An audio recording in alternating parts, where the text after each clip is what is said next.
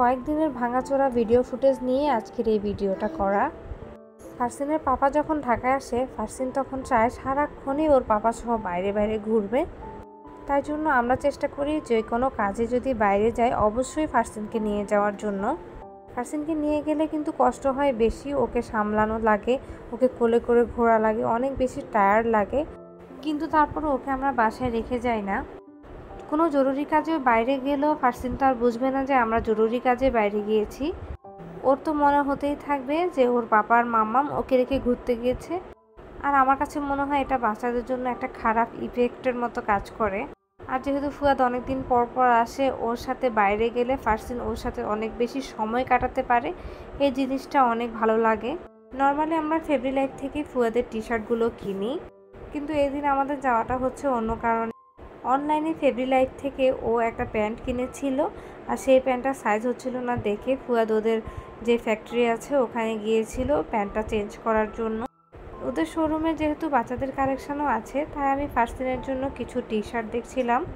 কিন্তু সমস্যা হচ্ছে সবগুলো টি শার্টই অনেক বড় সাইজ।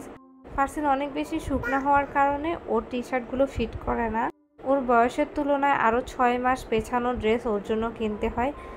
তারপরও টি শার্টগুলোতে দুইজন ফারসিনের মতো মানুষ ঢুকতে পারবে।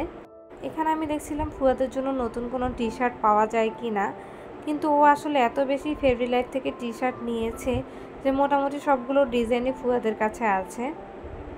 আর কিছু টি শার্ট আছে দেখতে ভালো না লাগার কারণে ওগুলো কখনোই নেওয়া হয়ে ওঠে না। নর্মালি ফুয়াদ এক কালারের টি শার্ট পরাটাই প্রেফার করে। স্ট্রাইপ অথবা অন্যান্য কোনো প্রিন্টের টি শার্টগুলো অতটা পরতে চায় না, আমি জোর জবরদস্তি করে মাঝে মাঝে পরাই।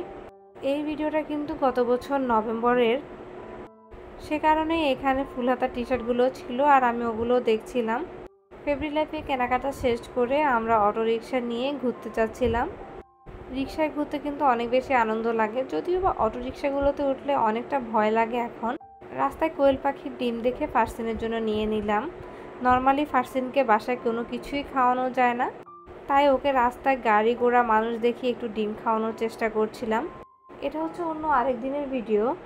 নভেম্বর মাসে আমাদের নিপসমে 100 ডেজের একটা প্রোগ্রাম ছিল, সেই উপলক্ষে আমি আর আরিফা চলে গিয়েছিলাম ধানমন্ডি হকার্স মার্কেটে। শাড়ি কিনতে গেলেও রাস্তায় এই সফটওয়্যারগুলো দেখে দাঁড়িয়ে পড়লাম, একটু চেক করে দেখলাম নতুন কিছু আছে কিনা, কিন্তু তেমন কিছুই ছিল না। তারপর আমরা মার্কেটের ভেতর ঢুকে গেলাম। এই প্রথমবারই আমার ধানমন্ডি হকার্স মার্কেটে যাওয়া। নর্মালি এখানে অনেক ভিড় থাকে, কিন্তু ওই দিন অনেক কম ভিড় ছিল ভাগ্যিস। অনেক খোঁজাখুঁজির পর যে শাড়িটা খুঁজছিলাম সেটা পেয়ে গিয়েছি। এই ছিল আমার আজকের জোড়াতালি ব্লগ।